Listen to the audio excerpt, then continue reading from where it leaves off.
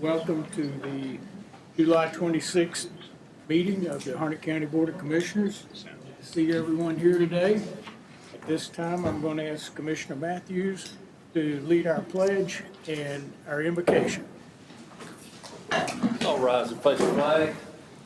I pledge allegiance to the flag of the United States of America and to the republic for which it stands, one nation, under God, indivisible, with liberty and justice for all.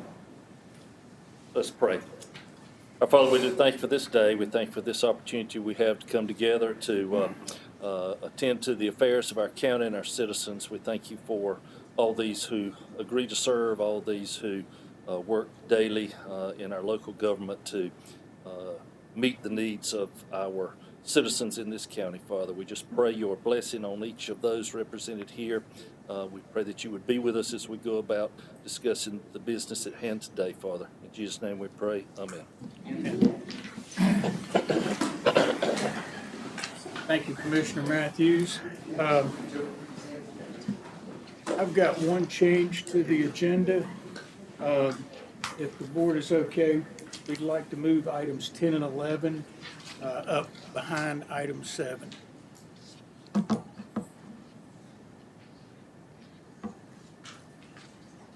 Hearing no objections to that change. All right. Mr. Trout, you want to talk about the appointment of Ms. Christine Wallace as acting tax administrator?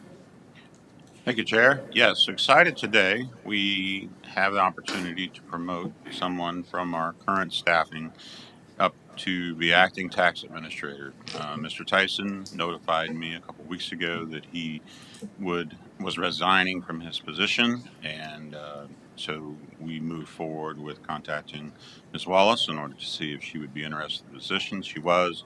After an interview that was conducted with the chair and I, we were recommending that the board approve her appointment as acting tax administrator to finish the rest of the term that Mr. Tyson had.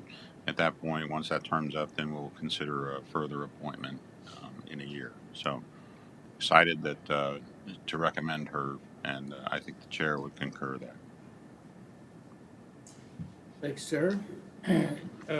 Any questions or comments? Hearing none, do I hear a motion to appoint Christine Wallace as acting tax administrator? Mr.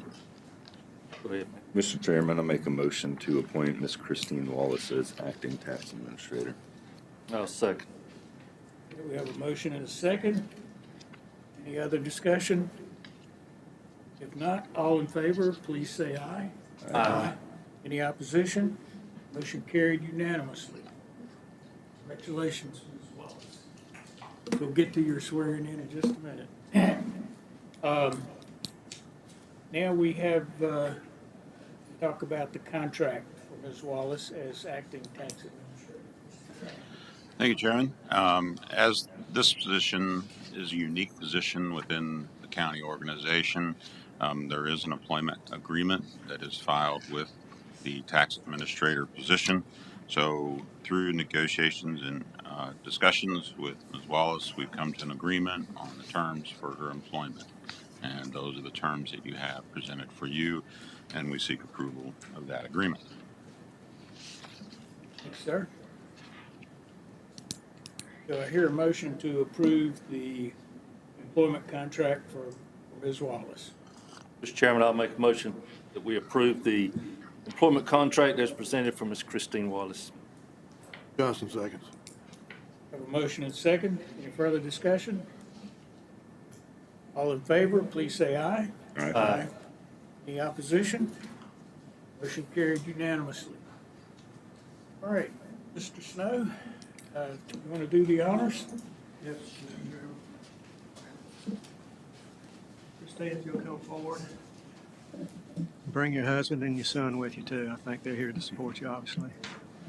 Mr. Chairman and members of the Board of Commissioners, I present to you Christine L. Wallace, who is here today to begin her tenure as the acting tax administrator for Harnett County. As our manager has previously stated, she is homegrown came through the ranks from the bottom up, so to speak, and those, in my mind, makes the best candidates. And we're very happy and fortunate to have her. Before I tender to her her oath of office, which is her last prerequisite before she begins this journey, obviously she's got a lot of support here, and I'd like to give her a chance to introduce anybody she'd like to introduce as far as her support. People. My husband Jason, my son and Luke, and then we have our staff, our collection supervisor Amy Bain. We've got my friends from the Register of Deeds and GIS office here, along with most of our staff from the tax department. So thank y'all for coming. Glad to have y'all today.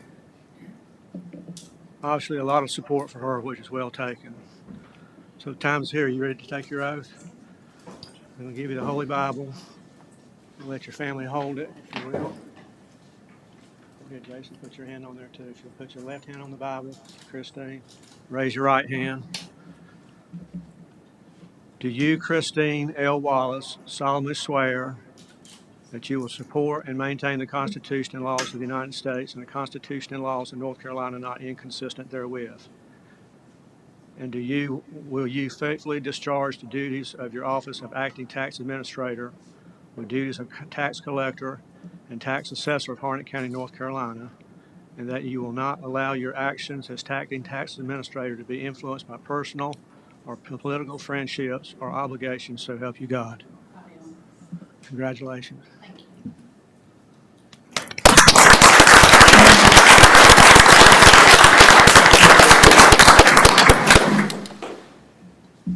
Christina, make this official. Here is your oath of office that you just taken. If you'll take this blue pen and execute the same.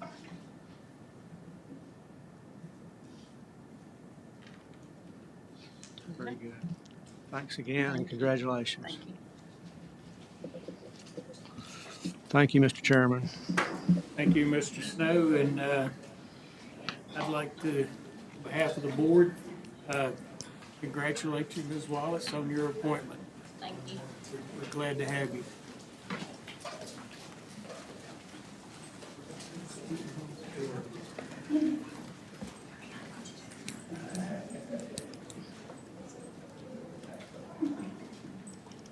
Put it on the floor.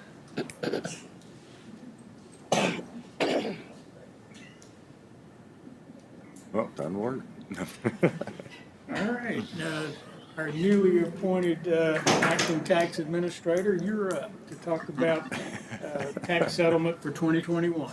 Okay. Good morning. Our first order of business as acting tax administrator, I'd like to present the tax settlement for 2021. Per North Carolina General Statute 105-373, the tax collector must make a report of settlement for the fiscal year 2021, 2022, and prior years. The settlement is a report of summary of charges of the levy, the discovered levy, and penalties, and it includes all collections of the levy, any release and adjustment. The report will also show charge, levy, and collections for real property, public service, motor vehicles, and GAP registrations, and a comparison of prior years. Our current collection rate is 99.38%, and based on a 2020 summary provided by the North Carolina Department of Revenue, Harnett County was tied with Durham County as having the 7th highest collection rate in the state out of counties with a population over 100,000 residents. So I would like to thank Amy Bain and our collection staff. They've worked very diligently to accomplish this goal, and Amy will now present to you the tax settlement statement.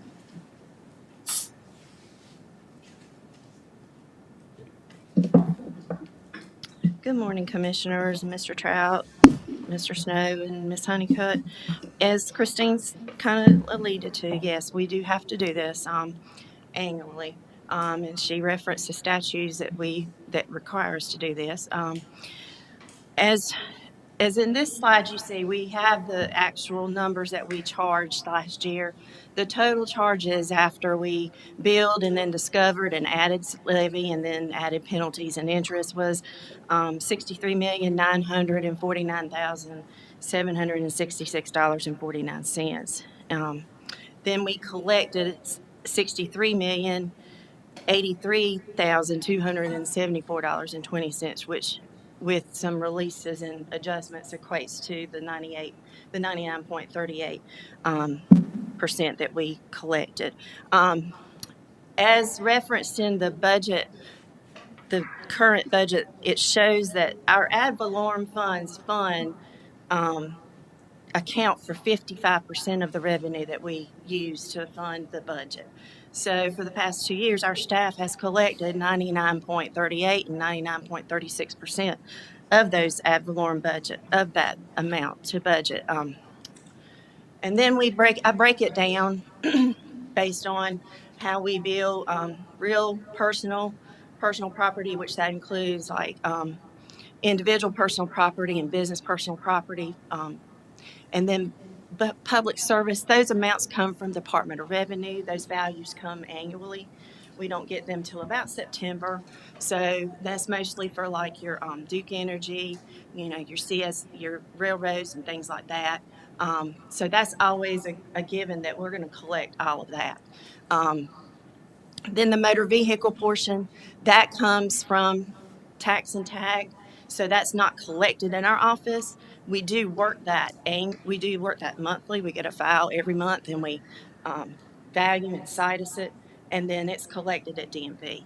And then the gap bills we include that is personal property, but we kind of break that out because that's a funny little subject. But for total, when you average in DMV, that is what we have collected for this past year. What we billed and totally collected. And then I break it down and show you how we've done over the past 5 years. And you see in the motor vehicles, it has increased dramatically by doing tax and tag.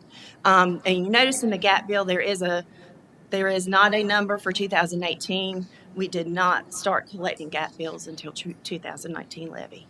And then this screen just kind of shows what we have left after everything. On real estate, we have 0.48% uncollected. And that's pretty good.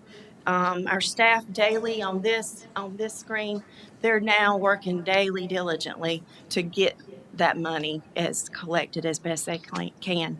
In conclusion, I think our staff works very hard to collect needed funds for our budget. We work fairly and equitable to achieve this. And I thank you for your time today. And if there are any questions, Christine and I will be glad to answer them. Any questions about this presentation? Yeah, thank you.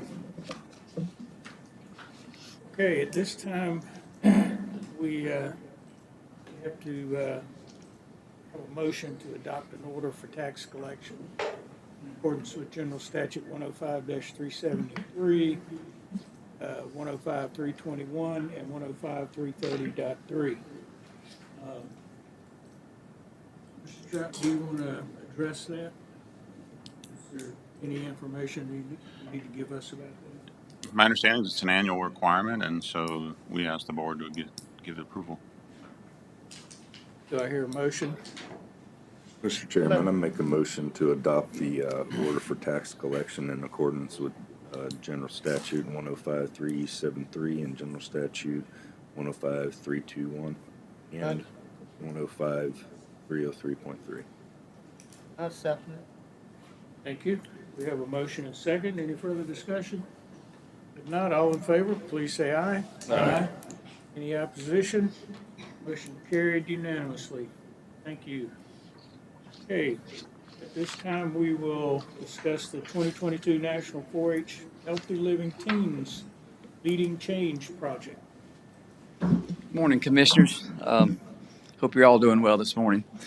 I'm here this morning for Kitrin Sanders. She is actually in Dunn preparing for a tour of the A&T administration of one of her programs, and so I'll be joining her just as soon as I get through here. But last month, Kit took a group of youth to Washington, D.C. to a teen leadership conference, And while they were there, the teams that were there, they have to come up with a program or a project to bring back to their counties. And so I want to tell you a little bit about their project that they came up with. What they're doing is they have decided to, they've entitled it Invest in Yourself. And it's a focus on dealing with mental health in youth. And more than 1 in 3 high school students has experienced persistent feelings of sadness or hopelessness in 2020. That's a 40% increase since 2020, or excuse me, 2009. It's not 2029 yet. So approximately 1 in 6 youth report making a suicide plan in the past year, and a 44% increase since that same time. So these youth wanted to come back and address those issues in their own community. And so what they're planning to do is form some peer groups to come together and discuss these issues. They're also looking to put some public signage out at the Dunn-Irwin Rail Trail that will be much like the story signs we have down at the Shiner Park, but it will have encouraging messages. It will have QR codes that they can scan where they can find resources for mental health issues, for help with suicide prevention. There will be some that has positive music downloads that they can download to their phones so they can have positive interactions. And as a part of that, Kitron has worked with these youth to acquire a grant for $1,000 to help implement this project. And so part of what I want to do this morning is just ask for permission to be able to receive that grant for that purpose. Any questions from the board?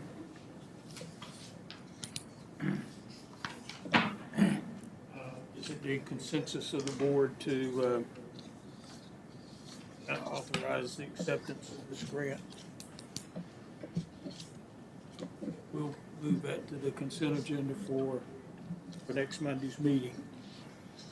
Okay, thank you, sir. Okay, I think I'm the next agenda item You as are?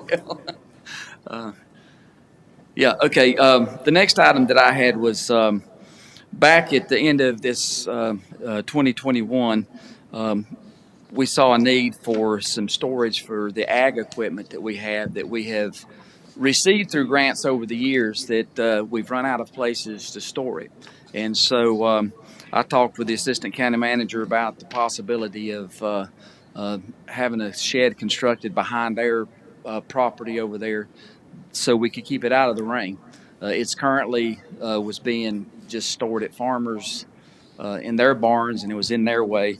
And so we applied for the Ag Ventures grant and found out early in 2022 that we were approved for that grant, but they did require a 15% match on that. And so during this past budget year, I did request funds to help with that, and it was approved. And so at this point, I just need to ask you for permission to also receive that grant. And the funds together will be able to construct that building and protect the investment that we have in that those resources. Any objections to receiving this grant? Okay, we'll put that on the consent agenda for Monday also. Thank you, sir. Okay, thank you very much. All right. Okay, moving right along. We will now we'll go to Larry Smith, I believe. Yep. Good morning. Morning, sir. Here this morning to ask for permission for the acceptance of our Tier 2 grant for this year. It's a non-competitive grant through the state of North Carolina. What this grant covers is all of our hazardous chemical reporting through the Tier 2 system. It helps finance our local emergency planning committee that's required by federal law. They kind of guide us through that process of these reporting procedures and to make sure that we're keeping up to date on that. We've also taken that LEPC and kind of expanded it a little bit to be an all hazards approach. We'll talk about things that are going on in emergency services, from grant projects to exercises, any kind of real response we had that was a major response in the community, so that we could share that. And these meetings are open to the public also. But this is part of that non-competitive grant we get every year, and it's $1,000. Any questions? Any questions for Mr. Smith? Please, the board, we will put this on the consent agenda for Monday for approval. Thank you. Very good. Thanks, sir. Okay, Mr. Price, you going to talk about Department of Transportation? Yes, sir. Mr. Chair, members of the board. What this is in front of you is the annual funding agreement from NCDOT IMD Transit for this fiscal year. The current fiscal year budget includes this funding. The total amount is $719,989, and the county match is $90,057. The total funding includes both administrative grants and capital grants. One is for vehicle replacement and vehicle camera system safety. So this is something we do annually, just needs your permission to move forward. This is for the Hearts program? Yes, sir, I'm sorry, it's for the Hearts program, yeah, that's right. Any questions for Mr. Price? Any objections to moving this to the consent agenda for Monday? Good. All right, very Thank you, good. thank you, sir.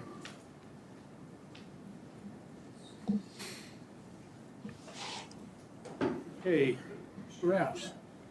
Got a number of items, so we'll just go through them one at a time here. Okay. Good morning.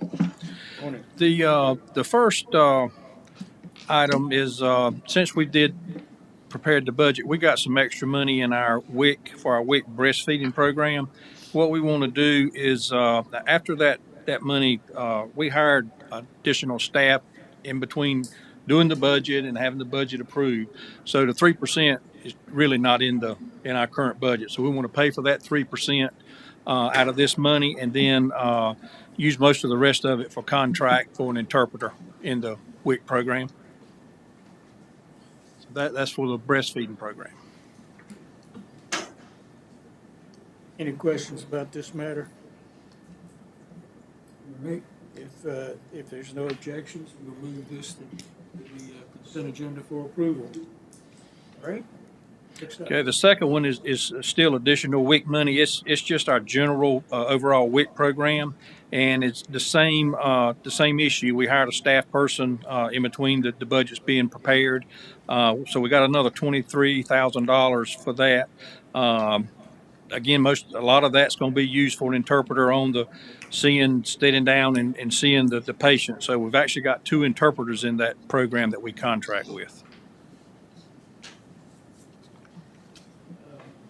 If there's no objections, we'll move that to the consent agenda for approval. All right. Okay, the next money is, this is money that it's CDC funding that has to come through the health department. We are nothing more than a pass-through to the county school system. It's money to help them with their school health team, the nurses, social workers. I think they've got some CNAs and med techs. What they've been doing is giving bonuses to that staff. We did it last year. We didn't think we were going to get it again, but they've turned around, they sent it back to us. So what we'll do is I'll get with Jermaine and we'll work out what we need to do when school comes back in. And but it's a pass-through to us through the school. Any questions? I have a question. Yes, ma'am. How many people this consists of for the school system? School team. Ma'am? How many people does this involve? You're talking about the nurses, I think they're social workers, they're med techs that work with the school nurses. That's who they classify. And that's a CDC term, but that's who that is locally. Okay, thank you. Any other questions? If the board approves, we will put this on the consent agenda for approval on Monday. Okay, the next item is we've got some additional funding in our aging program. It's for our chore program. They're wanting to start a new program where if you're on chore, the chore recipient has the right to hire their own caregiver. Now, a lot of times this is a family member. It can be a grandchild, a niece, nephew, that type thing.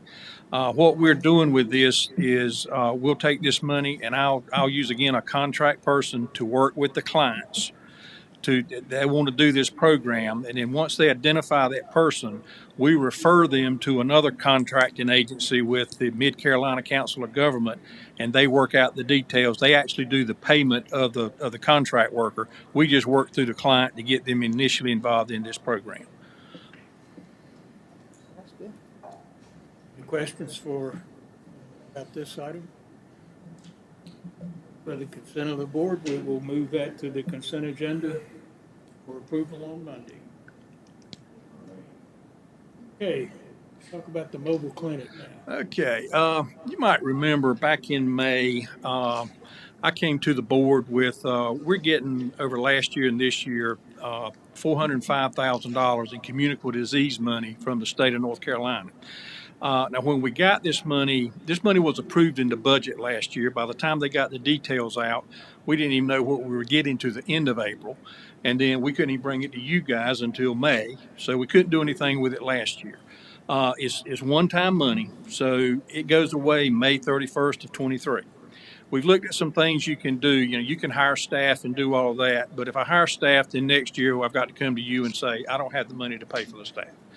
One of the things that they said we could do with this money is buy a mobile unit. Now, I'm not talking about the mobile units where you go out and you do surgery and that type of thing. It's a smaller type unit. We could go out and do like mainly immunizations, vaccinations, school physicals, those type things with it. It would have to be a turnkey job, but the unit would have to be under $400,000. So I'm thinking somewhere between $200,000 and $400,000. What I wanted to do, I just want to throw that on the table, see if that's something you're interested in me getting some details about. Not asking you to buy the unit today or even approve it. I talked to the Board of Health last week just about that concept. They were interested in getting some more information about it. The other thing about this, I've talked to some other counties that are doing this. They've ordered units like in the last several months, and they're worried about even getting it in by May 31st of next year. So if we get looking at it and they say, I can't get it to you, then it's off the table anyway. But we want to just throw that concept out to you, see if that's something you're interested in us going and putting some details together. If we say yes, we got to do it, then we got to go through a bidding process and, do all of that. So I've got a lot of legwork, but, if that's something you're interested in looking in, I'll go do that. If not, then I don't even, I want to just throw that out to you and just see what you thought. So you're saying we have to have possession of the unit? We have to, the way that state money works, even if it's a box of pencils, we have to have it on site and paid for by May 31st. That's with my state funded. County dollars, we can go through June 31st at 11:59 at night. But my state budget actually runs from June 1st to May 31st. So that's why it has to be in then. No, I think we ought to pursue it and look at it as, do you think we'll run into a problem? I hate to spend a lot of time looking at it and then find out we're not going to get it. Well, what we can do is when we look at it, we can talk to the folks about what's your turnaround time. And when we say this, you've got to guarantee it by, and if they say we can't even do that, then there's nothing for us to pursue. I think we ought to pursue it. I think the only holdup is going to be the time for them to bring it out. If you order a new vehicle right now, look until the end of the year, if you're lucky. I think we ought to pursue it too. The consensus of the board is that we pursue it, so. Okay. We get some information and, Actually, I don't even think it needs to be on the agenda next week. I think that what will need to be on the agenda is once he finds the information that to make the purchase, then we will need to put it on. We'll just come back to you and let you know what we found. Okay, all right. That was a good deal. Okay. Next, sir. All right, let's talk about Workforce Innovations and Opportunities Act funding for FY '23. Right, good morning. So the discussion today is the WIOA, or Workforce Innovation Opportunities Act. The budget will be for 6 months. I am pleased and I appreciate Justin Henry, Executive Director of Mid Carolina, and Charlotte Leach, our Workforce Development Director, being here this morning. I've asked Justin to come and just give kind of a brief synopsis of what Mid Carolina is doing, what we're putting together, and how this budget is going to be laid out. It gets a little tedious as far as kind of where we're at. This is a little unusual as far as the 6 months. I know Chairman Weatherspoon is going to be chief elected official of the new board. I know they're in the process of putting this together as well. So I wanted Justin to come first and kind of share that, talk a little bit about the budget, and if you have questions of Charlotte, our director, or me, or Justin, we'll be glad to answer that at this time. So Justin, thank you for being here. Mr. Chairman, Welcome, Mr. Commissioners, Henry. good Glad morning. to have you today. Absolutely.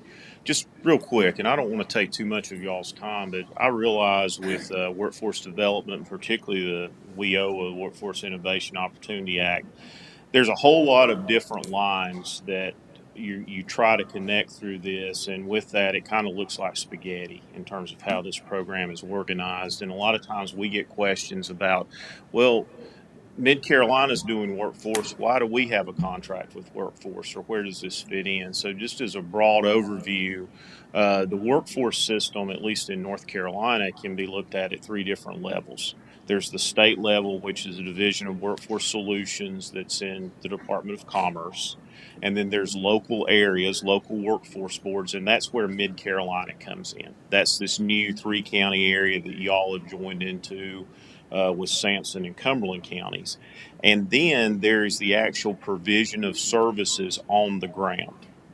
So through federal law in WIOA, workforce areas, local areas, Mid Carolina, we not only can't provide direct services to clients, we are prohibited by law to do that. We have to procure those services to be provided. And there's really 3 different types of entities, and I'm throwing these into 3 large buckets. There's a whole lot of other details with it. But there's really 3 different types of entities that can bid on or provide workforce services. Obviously, there's private sector workforce development training companies, and they can bid and provide those services. Educational institutions can do that. Primarily community colleges in North Carolina and some areas provide those services. And other public agencies, including county and municipal governments, can do that. So over the years, when Harnett County was in Triangle South workforce area, Harnett County went through the procurement process and the bidding process and was and continues to be the service provider for Harnett County. At the same time, over the years, there had been more challenges over in Sampson County, and Harnett County picked up and started receiving funding contracted to provide the youth services in Harnett County. In Sampson County. With this year, the private contractor that was providing adult services let us know about halfway through June they weren't interested in moving forward with Sampson County after July 1. So we were in a scramble trying to find a service provider. Fortunately, Charlotte and her team and Colleen, we were able to work that together. Is with the approval of this budget, if you want to look at it that way, Harnett County would be the service provider for both adult and youth services in Harnett County and in Sampson County. The other thing that I'll point out on this, and then I'm going to stop so y'all can ask questions and clarify some stuff, is that you'll notice in the budget, this is for only 6 months. The reason that it's only for 6 months is with the development of the new workforce area, we're required, again, by WIOA to go back through the procurement process. So what we were allowed to do from the state was to extend existing contracts for 6 months into the new program year. So we extended those contracts to run from July 1 to December 31. And then we're procuring for services, and we anticipate that contract, the new contracts we will sign, will extend from January 1 beyond, normally a 2-year or sometimes a 2.5-year contract. So that's why this is kind of a little weird about going halfway through the fiscal year to do this. And quite frankly, there are some funding challenges associated with this, not only here locally, but across the state. We continue to see workforce dollars reduced as the demand goes up. So we're going to have to do some things over the next 6 months to get us in line of where we need to be as we go forward. But that's kind of a 30,000-foot overview, and I get questions a lot about, well, where's Mid Carolina in this? Where's Harnett County? Where's Tuhawk is one of our private? How does all this work? And that's a very simplistic overview from a non-workforce development expert, but that's the system. That's kind of the way this works. And that's what this is that you're considering now, those 6 months worth of funding that will provide WIOA funds to Harnett County that pay for the cost for providing services not only in Harnett, but this would include those services in Sampson County as well. And I will just add that this is nothing new to us. Charlotte has graciously helped Sampson out in the past as well, as far as youth and adults. So she has really stepped up to the plate, and I appreciate the efforts of that. So does that kind of help in a nutshell about kind of where we're at with Mid Carolina, kind of what we're asking for here as far as this budget is for 6 months through December 31st? You have it in your packet, and glad to explain or answer any questions. I have a question. Okay. This, I would think that this would sort of extend Charlotte and her responsibilities to provide services for Harnett County and Sampson County. So how many employees does that take from Harnett County to extend these services? I mean, it seems to me like it would be an awful load for one person out of that workforce development department. Very, very good question, and I'll let Charlotte speak to that. I know she just has hired somebody in the process. Do you mind explaining that, how that works? Other than myself and accountant, we will be hiring an additional full-time staff to do the adults and dislocated program in Sampson County. We do have one full-time staff already doing the youth program. And that's what I want to hear, because I know this has happened one time. This has happened in the past. That's right. Where you was extending service for Sampson County, and it seemed to me in that time frame it was just you. And I know that can be a tremendous load on one person. Yes, we have. Thank you for bringing that up, because Justin, Charlotte, and I have had this conversation with Sampson County, and I appreciate you bringing that up. She does have some good hires in place that I think will help this particular program in Sampson. That's good. That's good. I mean, both programs Working move together. smoothly and working together. That's right. Any additional questions? Is the wishes of the board to put this on the consent agenda for approval on Monday? No, just thank you all. Okay, thank you. Appreciate it. All right, we'll move that to the consent agenda for Monday's meeting. All right, Mr. Lockaby. Morning, Mr. Chairman, Commissioners. It's time for us to make our appointments to the RTRP. RTRP is the Research Triangle Regional Partnership Organization. It covers a 13-county area, and their primary mission is to market the Triangle region for target sector jobs in life sciences, advanced manufacturing, and information technology. Currently, Angie Stewart from my office serves on the board on the EDAC, which is Economic Development Advisory Council, and Dr. Lisa Chapman and Dan Camp from, Dr. Chapman's from the Community College and Dan Camp is from the Bonedum here in Lillington. Dr. Chapman has expressed an interest in to continue serving. Dan Camp is working out of the Raleigh office and his appointment would need to be replaced. And so these are one-year appointments. I recommend that I would be replacing Angie as a director now since you hired me in January, and also recommend, since Commissioner Weatherspoon was recently appointed to the Economic Development Partnership Board, that and he's also expressed interest in RTRP as well, that he be the third appointment. Any questions? Any questions for Mr. Lockamy? Is it the desire of the board to put this on the consent agenda for Monday? All right, we'll move that to the consent agenda. Thank you. Thank you, Mr. Lockamy. All right, Mr. Appel, that's the bylaws for the Economic Development Partnership. Yes, good morning. So, as you're all aware at this point, that the current Harnett County Property Corporation is going to be changed and have the new Harnett County Economic Development Partnership. And the board has already appointed the two commissioner members at this point. So, the next time that the Property Corps will meet, they will review these bylaws and vote to approve them. And so what's before you, what's in your packet, are the amended and restated bylaws of now the Harnett County Economic Development Partnership. I'm not going to read through every section of this of these bylaws, but if you have any questions, but please feel free to ask any questions. But I'm just going to go over a few, just the high points that you'll probably be concerned with. One, just on page 3, section 3, specific purposes. So under restated bylaws,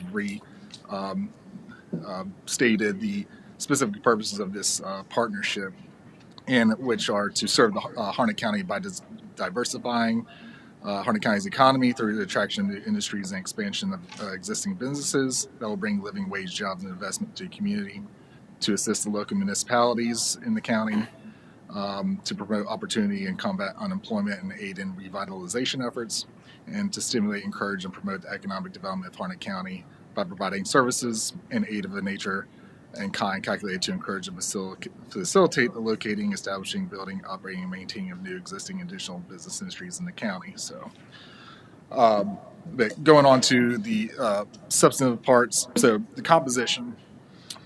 This board will be composed of not fewer than 6, but not more than 11 persons, as well as 5 ex officio members. Wanted to provide a range of the number of members depending on the needs of this board and those willing to serve. So just wanted to provide some flexibility, but providing a minimum and maximum amount of individuals. So as you all are aware, under the election and term of directors, it begins with the 2 Harnett County Board of Commissioner members who have already been appointed by the board. At the first meeting of the partnership, those 2 directors will then appoint up to 6 additional directors to the initial, what's called the initial board.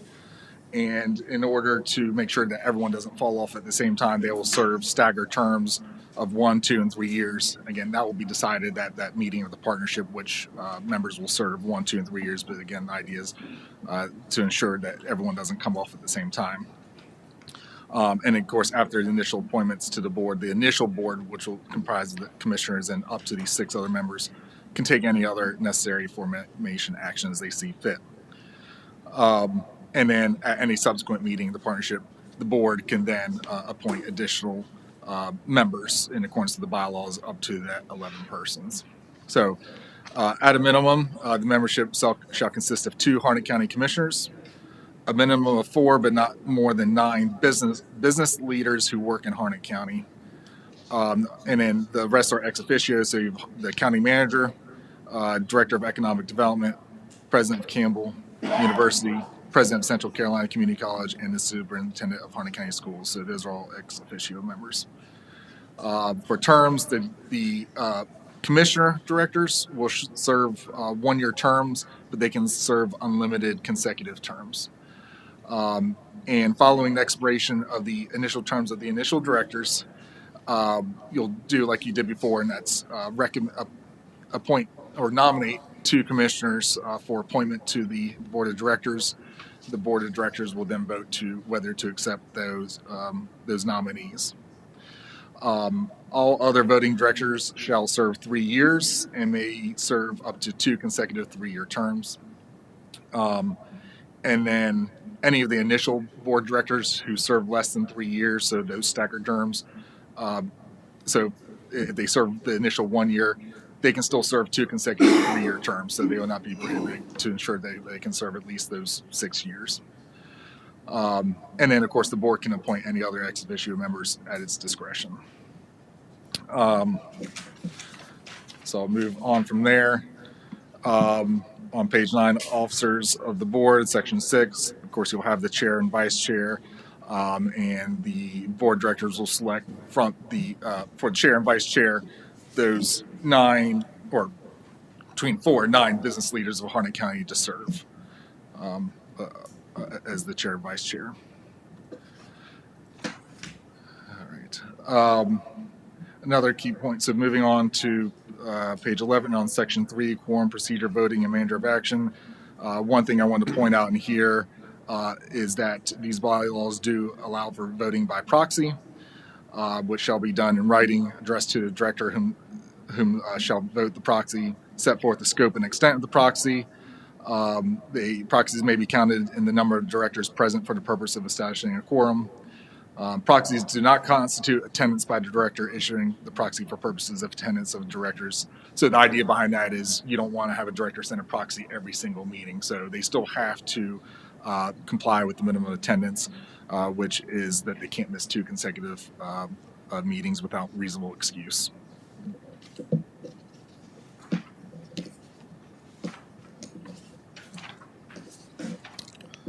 On page 20, it's Article 5, Section 2, advisory committees. Again, the board can create any advisory committees from time to time as they deem fit, which I believe that is the goal that Christians mentions, to have a number of advisory committees to assist. And those advisory committees shall include at least 1 or more directors. And then on the next page, 21, Article 6, Section 2, so these are officers. The board will select a president, and which will be the Economic Development Director of Harnett County. Again, the president serves as an ex officio member of the board, but acts as the leader of the board, is much like a CEO. Also have a secretary if the board chooses to appoint a secretary, and shall also appoint a treasurer. Now, no person can hold more than 1 office. However, if the board does want to appoint a secretary, the board can appoint a single individual to serve as the secretary and the treasurer of the partnership. So those are the only offices that can serve in a dual purpose. And again, attached to the bylaws themselves is also going to be a conflict of interest policy that will cover all the directors who serve on this board. So those are the high points I wanted to hit on. If there's any questions about those sections or any other section, I'm happy to answer them, or Christian can also answer anything as well. Any questions about any of these bylaws?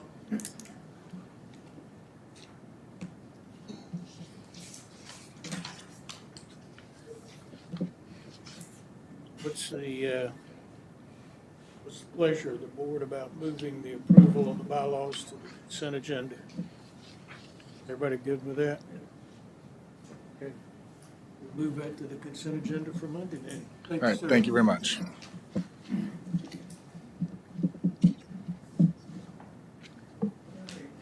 Our quarterly financial report. Honeycutt. All right. Good morning, Mr. Chairman and Commissioners. I'm back before you again with the second presentation of our quarterly financial reports. You have the report in front of you. This represents the quarter ending June 30th of 2022. I'm not going to go into a lot of detail because these are not the final numbers for our fiscal year. As you are aware, our fiscal year ends on June 30th of each fiscal year, but we do not actually close our books then. We actually hold them open for a certain period of time to allow us to record any additional revenues. We have quite a lot of programs that the county spends the money first, and then we get reimbursement in the month following. So we actually hold that fiscal year open for a few weeks to allow us to gather all of that revenue, to make sure all expenditures are posted. For the most part, the ad valorem taxes that were discussed earlier in the day or in the meeting have already been posted to our books. We still have 3 months of sales tax left to collect. This is done so that when we close our books and we talk about our fund balance percentage to record whether we have met your policies that you have set, we are actually looking at a set data point versus a set data point from 12 months. So we're actually comparing true apples to true apples. So this will be just preliminary numbers. Again, a lot of the stuff that's in here will not change. We still have 2 weeks of payroll left to post to these books. So for the general fund, just briefly, we have right about 5 million revenue over expenditures for the general fund. But keep in mind, we still have some more revenues to post, but we also have more payroll to post as well. So that'll give us time. Just kind of looking over it just briefly, for Harnett Regional Water, they actually had an increase of revenues from last period at this time. But their expenditures were slightly less, and the same held true for solid waste. Otherwise, they remained stable. So, like I said, I'm not going to go into a lot of detail on it because once we close what we consider to be our books and we have the finance officer's report, I will come back to you with a more June numbers that will not move, and that will give you a better viewpoint of the activity of the county for the year. And then it will allow you to look at, as we adopt policies and procedures moving forward, you can see how we can move forward with our CIP and other issues with the county. So, any questions? That was a lot. I'm not going to read it to you either. So, although I think it's riveting, but you know. Any questions about this report? But what I do want to add that while this is the second report that I've given to you, so the format is a little different because we are trying to wrap up a year. As we start the new fiscal year and then start those quarterly reports, I would like to start showing performance percentages by the departments and really doing you a more defined summary of those departments on the front. And then that way, you know, but this is to give you an idea of this is what we're headed to on the end. So, but that'll give you a better performance snapshot. So, if you got any questions, just let me know. All right, thank you. Thank you. All right.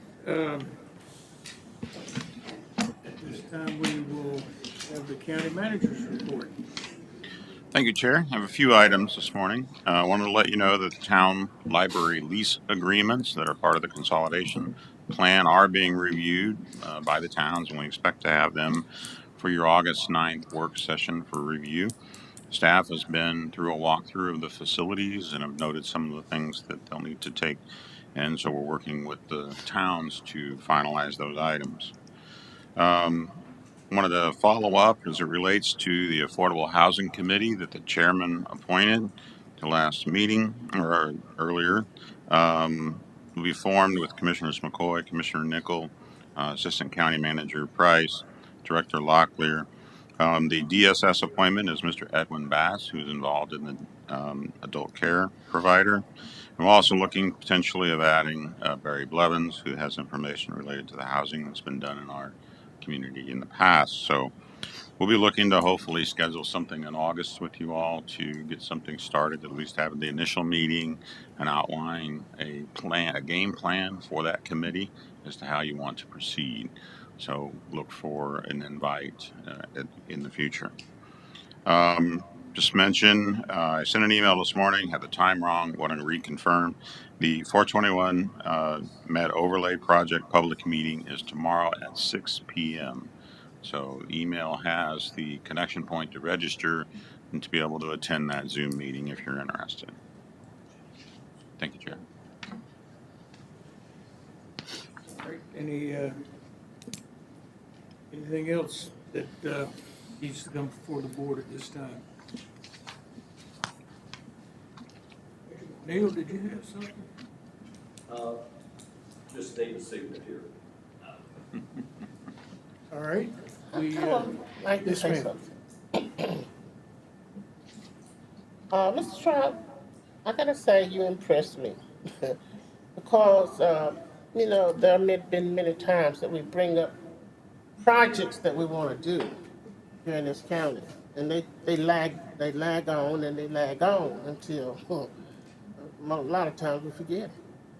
But I'm impressed that you jumped on the housing project. Mention it and you jumped on it, so I'm just proud of you. I gotta let you know that and let the public know the work that you're doing here in the county. Thank you. Thank you, Commissioner McCoy. Any other comments or anything to come before the board this morning? Well, we do not have a closed session, so I will entertain a motion to adjourn. Mr. Chairman, I make a motion to adjourn. Second. I have a motion and a second to adjourn. All in favor, please say aye. Aye. I don't think there's any opposition.